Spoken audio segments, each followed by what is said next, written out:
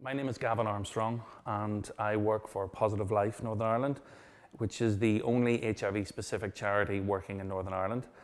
The specific project I work on is the Positive Family Life Project, which is funded by the National Lottery. And we work to support families where there are children under 12 who are affected in some way by a diagnosis of HIV somewhere in the family. Well, some of the main adversities that the families can face will be very similar to many other families. Financial issues, relationship issues, issues around drug and alcohol addiction. And a diagnosis of HIV just makes it a little bit more difficult to deal with those issues. Then, of course, there's the HIV diagnosis itself, which is a huge trauma, especially when the vast majority of the population know so little about HIV and are still very misinformed, even in 2018.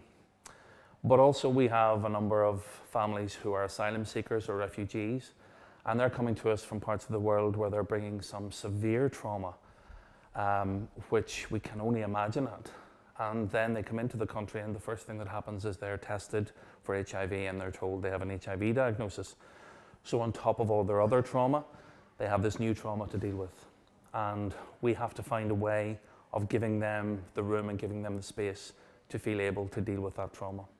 One of the main challenges we find in dealing with families who are living with HIV is simply gaining their trust. So many families have been let down by either statutory agencies or members of the public who are still so misinformed about HIV.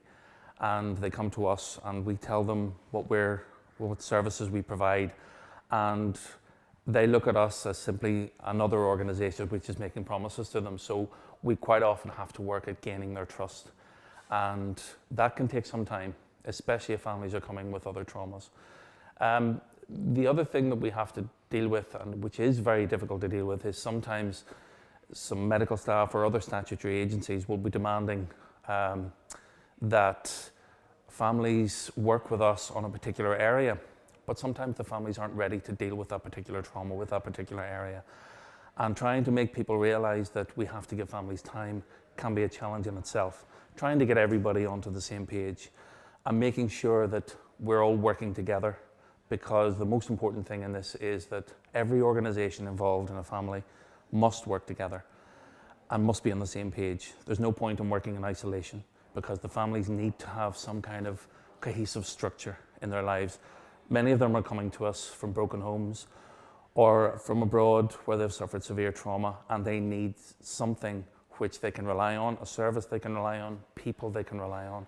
And that's not just our service, but it's also our partner agencies as well.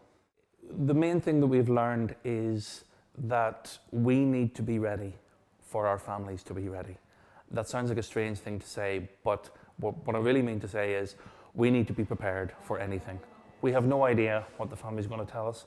We have no idea what the next trauma is going to be, but we have to be ready, so that when the family feels ready to trust us and to say to us, okay, I have this thing that has happened to me in the past, I'm now ready to deal with it, that we have everything in place to either refer them on or to work with them within our own services.